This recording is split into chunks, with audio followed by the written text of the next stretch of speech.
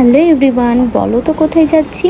হ্যাঁ, ঠিক ধরেছো, আমরা হানিমুনে যাচ্ছি। হানিমুনে কোথায় যাচ্ছি তোমরা কিন্তু আগেই গেস করে ফেলেছো। হ্যাঁ, কক্সবাজার যাচ্ছি। সো আমাদের পুরো টিমে ছিল 10 জন মেম্বার। সবাই মিলে আমরা রেডি হয়ে কিন্তু স্টেশনে চলে গিয়েছিলাম।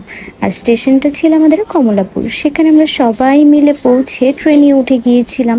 আমাদের ট্রেনটা কমলাপুর থেকে ছেড়েছিল রাত 11:30 বাজে এবং আমরা সকাল 8টার দিকে পৌঁছে গিয়েছিলাম।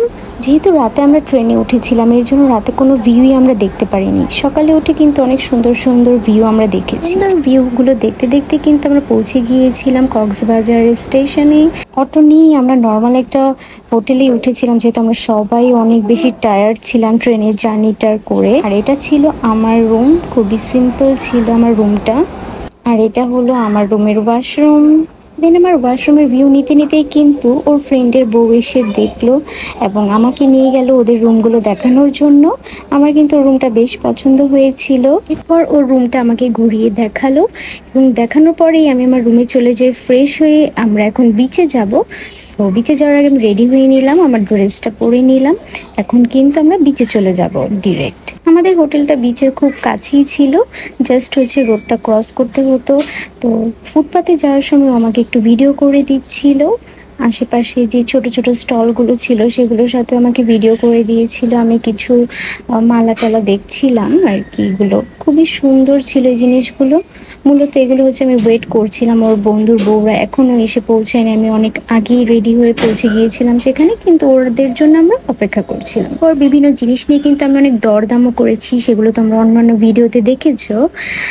আর সেদিন ছিল একটু কেমন ঘোলাটে আবহাওয়াটা খুব সুন্দর ছিল, কিন্তু রোদ থাকলে বেশ ভালো হতো। এরপরেও আমাকে একটু ড্রাইভ করে নিয়ে যাচ্ছিল, পুরো বিচটা ঘুরিয়ে দেখাচ্ছিল। আমার কিন্তু অনেক মজা লেগেছিল বাইক রাইডিংটা করে, আমার অনেক বেশি মজা লেগেছে। এরপর আমার হাজবেন্ড একটু হিরো সেজে আমাকে পুরো বাইকটা দিয়ে পুরো বিচটা একটু গোল গোল করে ঘোরালো। তারপর হচ্ছে আমি একটু ঘোড়ার পিঠে উঠতে চেয়েছিলাম, যেহেতু স্কার্ট পরেছি এর জন্য উঠতে পারিনি, কিন্তু ঘোড়াটাকে আমি একটু আদর করে দিচ্ছিলাম। ও কিন্তু পুরো ঘুমিয়েই পড়ছিল।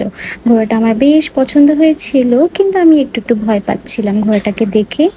তারপর ওকে একটু আদর করে দিয়েছিলাম, ওর সাথে একটু সেলফি তুলেছিলাম, একটু ছবি তুলেছিলাম, এই তো। এরপর এক দৌড়ে কিন্তু বিচের মধ্যে নেমে পড়েছিলাম। আমাদের এই বিচটাতে কিন্তু অনেক বেশি ভিড় ছিল। আমরা উঠেছিলাম সুগন্ধা বিচে।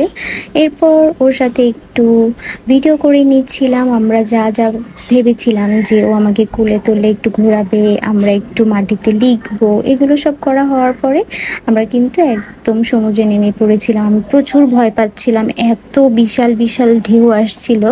আর এই সময় কিন্তু অনেক বেশি আমাকে সেফলি রেখেছিল, যেহেতু আমি সাঁতার জানি না। আর ও আমাকে কিন্তু ধরেই রেখেছিল। আমাকে ও সেফ জোনে রাখার জন্য কিন্তু ও একটু মজা করতে পারেনি, সবসময় আমার পিছিয়ে পিছিয়ে থেকেছে, আমার সাথেই থেকেছে। আমরা হোটেলে ফিরে যাই এবং ফ্রেশ হয়ে কিন্তু দুপুরে খাওয়ার জন্য নেমে। খাবারটা আমরা মূলত সেরেছিলাম মেজবানে। সেখানে আমরা ভর্তা আইটেম নিয়েছিলাম, ডাল নিয়েছিলাম। এই খাবারগুলো কিন্তু অনেক বেশি টেস্টি ছিল। খাবার ফটোটাও অ্যাড করে দিলাম। আর এটাই ছিল আমাদের কক্সবাজার ট্যুরের প্রথম দিনের হাফ ভিডিও। So tata.